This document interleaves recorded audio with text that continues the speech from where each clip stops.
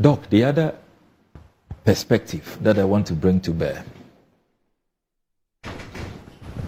Now that it has emerged that all of these countries cherish the quality of health practitioners we have in Ghana.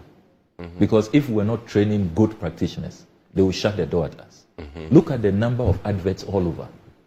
From UK, Canada, the United States, many countries, luring Ghanaian health practitioners. Is this not a golden opportunity to have a policy that will make it a brain gain and not a brain drain? A win-win situation. More without compromising on the quality. You already have an unemployment crisis, 14.7%. There are so many qualified people. 8 A's. They say that you still have to go and do entrance exams, interview, and all of that. And we cut off people. I was shocked when the war started in Ukraine, and I went there as ranking member of the Foreign Affairs Committee. The number of Ghanaian students I saw there, I had no idea that those were the numbers. Huge. Training as doctors. Training as doctors in Ukraine. And Russia. You know, so where is the policy? Look at how Cuba has run its economy despite the sanctions. They have made it a great policy. They go into all kinds of bilateral and multilateral agreements. They have a policy. You sign your Ministry of Health and their Ministry of Health, and something comes to the country as your citizens are benefiting from the doctors they have trained. Here, we are just looking on. The people are leaving. We are not benefiting. We are not even looking out for them. If you have a policy that regulates this arrangement, it even guarantees the improved welfare of the people when they arrive there. Do you know there are some agencies now taking advantage of the system? Some are even ending up at wrong places. They arrive in the countries and they don't have good terms. The agents rather are benefiting more than the health practitioners. So government should step in. And then you are now able to train more.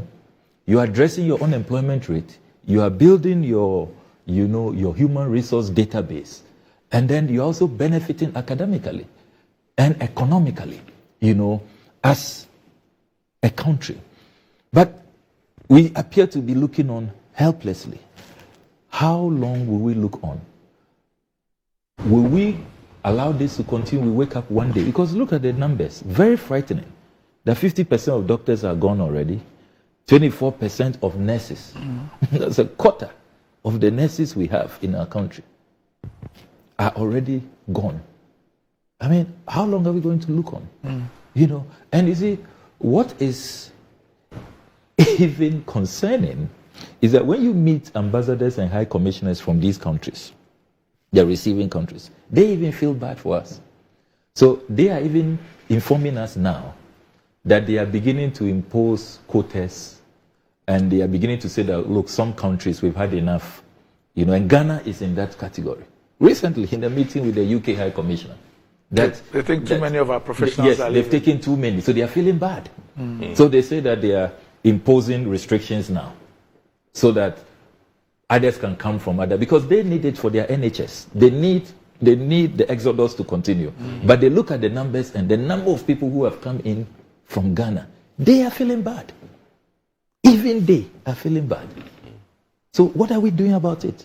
What's our policy response?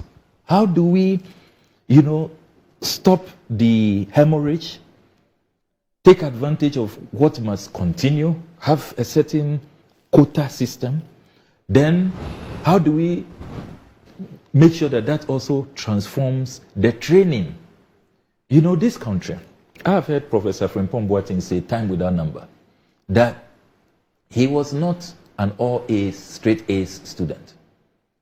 He missed an opportunity here if he hadn't gone to Germany, and yet he would not have become a doctor. He would not have become a doctor if he was here. And yet see the great surgeon he became. It is because of lack of space, really. Yes. Lack of space. Yes. That is why we subject our students to all of these ordeals. And I recall when we were in the University of Ghana, some people even went crazy. I don't want to mention their names here. medical or suicide. That was the nickname, what we used to call it. Come and do biological science 1 year and everything to get in. Very brilliant, sharp guys. We knew them from secondary school. Presec is one of the schools that trains a lot of doctors, a lot of science students. So we know them, But because of space, they can't get in. Is this not a golden opportunity to expand access, and then have a policy that addresses last year we were even here our not meeting the WHO standards. The situation of those who even found their way out and paid for their medical education are back here, and there's supposed to be some exam they're supposed to write to be accredited to do. And they are being frustrated. They're being frustrated. Particularly those from Cuba. Yeah, they are being frustrated. Meanwhile, you need them. You need them. Do you know what is even happening now? For the first time in our country's history, I was shocked when a young graduate doctor approached me and said that, do you know that now we stay at home waiting to be posted? It used to be automatic. Now doctors graduate and they are home 5 months, 6 months, 7 months. So some have to now look for some, Not nurses, doctors. Doctors. Can you believe that? A country that has this horrible doctor to population ratio of over 10,000. WHO says it should be 1,000. And then doctors are sitting at home 6 months, 7 months, 8. We can't make an exception for graduate doctors. Is that what we are saying? How many are they? How many are they? Meanwhile, this payroll that some people say they are protecting. Look at the thousands of ghosts we catch every day. We've given IT contract, digitalization contract. Every year, big contract. You've been catching ghosts or ghost names. You didn't read a statement from the OSP? No, ghost or ghost names. The OSP, one of his greatest achievements this year is the number of ghosts names he has arrested on our payroll. And yet we've been spending billions before I was born on catching these ghosts. These ghosts never disappear. And when real human beings, doctors, have graduated, they are at home.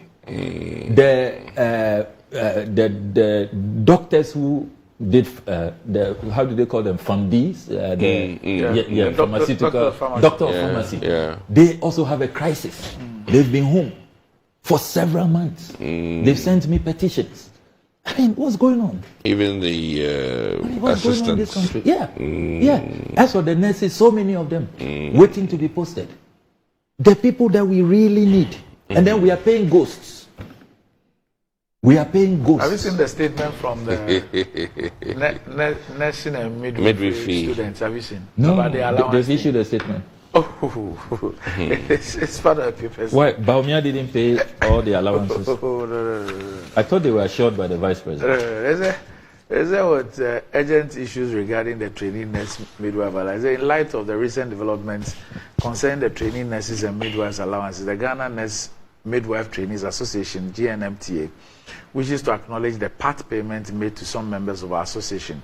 Specifically, first, second, and third year trainees have received allowances for 5 months, 6 months, and 5 months respectively. So first year got 5 months, second year got 6 months, and then third year got 5 months. It says, however, it is with great concern that we bring to the public's attention and that of the Ministry of Health, the government, and all relevant stakeholders that a promised payment schedule has not been fully honored, as stated by the Honorable Minister of Health. The 2022 batch was scheduled to receive the arrears on May 23, followed by the 2023 and other batches. Regrettably, these payments have not been made. Furthermore, we must highlight that, and listen to this carefully, the 2017 to 2020, 2018 to 2021, 2019 to 2022, and 2020 to 2023, these are those who have graduated, have yet to receive any portion of their allowances. This situation is unacceptable and warrants immediate attention. The reinstatement of the trainee nurses allowance was a significant and commendable decision aimed at supporting our members during their crucial training period. However, the current delays undermine this objective, causing undue financial strain and demoralization among trainees who rely on these funds for their sustenance and academic needs. Look, so what was the point in a lot of the political grandstanding that trainee allowances have been restored, and then it cannot be paid. A part of it. Look at the struggle. Only a few have received some money. So those who have, some have graduated. Those who have graduated, no allowance, no job. And yet, look, we took a difficult but nationalistic decision when I was at the Ministry of Education, that we look at the numbers.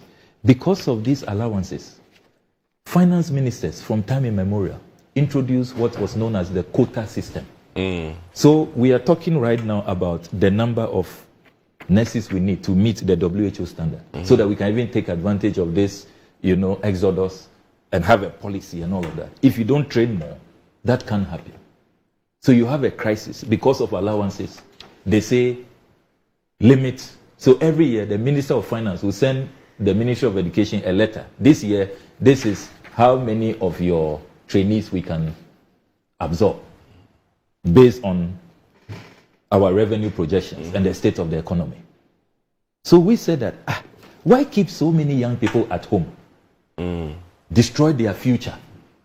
When you can abolish this quota system, let the colleges of education, the nursing training institutes, absorb at full capacity. Admit as many students as they can. And then rather, let us regulate the school fees. Make sure that you meet Prempark and Co. Get at the time NCTE to have a certain policy where fees cannot go up in any academic year beyond 10%. Regulate the fees. Also make sure that you provide feeding. And then you do away with the allowances so that more can come in. You abolish the quota system. We were crucified. We were vilified. I remember going to a college of education with colleagues who were doing our Campus Connect. We received very hostile welcome. The political environment was charged.